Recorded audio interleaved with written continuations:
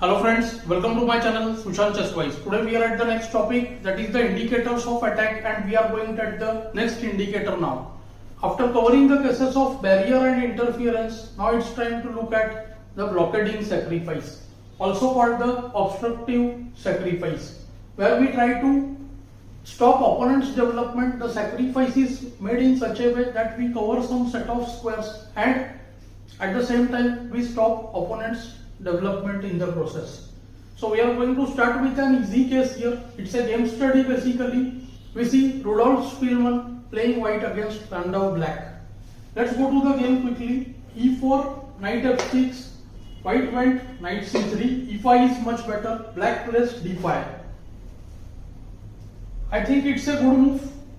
After e5, black can play the move d4, which will be roughly level game.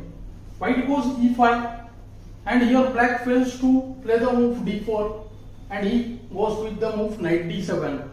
He is trying to play the position like a French defense style here. Point is simple, if knight d5 then he wants knight e5. And many a times after d4 black would say e6, c5 and try to transpose into the classical French. But white here notices the poor placing of the knight and the black pawn is not on e6. So seeing these factors, he decides to double black pawns with the move e6. This is the typical blockading kind of sacrifice. What white achieves with the move e6? He is giving up a pawn, we can say, for a very long term at this point. After fe, there is no direct way to regain the pawn, but the square d4 and e5 will be in white's control. The knight on f3 will soon jump to e5, bishop can come to f4, castle re1. With all his pieces, white will stop the move e5. Why is stopping e5? So that the c8 bishop remains blocked permanently. d7 knight will have only place on f6 from where it does nothing much. Knight on c6 will not do much if white pawn on d4 is well placed. And we will see this bishop on g7 also struggling. It will have to come g6, bg7. All in all, black's castling prospects on both sides of the board will become very difficult. Let's see how the game unfolds. F takes e6, almost forced because an f6 would have allowed ef7 check. White goes d4. Here itself black should have tried the move c5. Black went nf6. Now white controls e5 square firmly. Knight f3, c5. Black challenges the white center and he wants to go nc6 and maybe play e5 even if the pawn is sacrificed. Most likely white will not allow the move e5. White goes with the move dc. Looks very strange and generally it's not possible because the e7 pawn moves and bishop attacks c5 in a normal French defense kind of scenario. But here black has to play e5 and give up the pawn, and then d5 will also become weak. Recovering the c5 pawn is very difficult for black.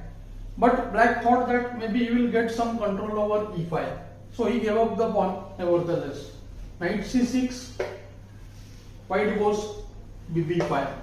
White's plan is very simple and clear. He controls the squares d4 and d5. He wants to eliminate this knight. The c8 bishop is going to remain permanently bad, and as I said, black's castling on either side of the board is going to be very difficult. Black never manages to castle in the game, and we will see soon white pieces control the entire center. Black goes bd7, castle, qc7. Still black is trying to control the e5 square, that is his only chance. re1, once again controlling e5.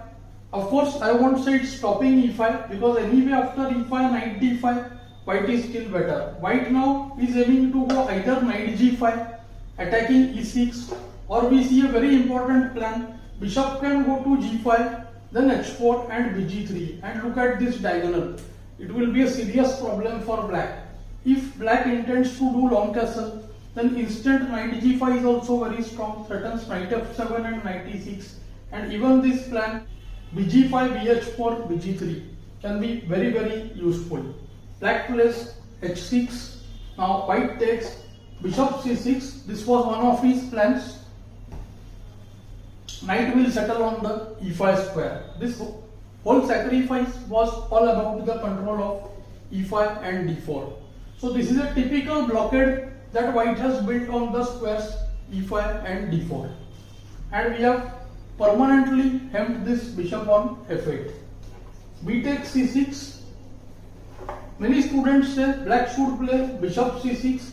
There are two problems here. One, the e6 pawn hangs immediately, that is the immediate tactical point, and second, after b4, b5, the bishop won't stabilize on c6, so it will make white's attacking chance even easier. On the other hand, after bc, we see that black will never manage to castle long. White never allows that anyways. Knight jumps to e5. Now after the move ne5, we see that black is in serious trouble. He is unable to castle long. Knight f7 is there. Knight can also go to g6. So black starts making space for his rook on h8. Black goes g5. White plays the strong move qd3, immediately trying to reach the g8 square.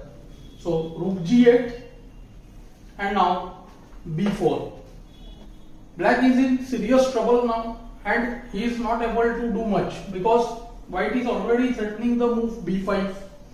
Soon white can consider the break f4 as well. Black plays bg7 and now white gets qg6 check, king d8 and now comes king f7. Situation has become very precarious for black. Several threats loom. One is nd7, other is the even more dangerous b5. After b5, cb5, there can be nd7. When after kd7, we can have qe6. So this is one of the serious problems here. So black decides to go b8. Queen takes e6. White has several ideas here. One is b5, other is nf7. Knight g4 could be interesting, but right now knight g4, queen g8, then h2 hangs. So it's better to attack on the black king side. Black stops nf7 perhaps with the move rook f8. Now comes b5.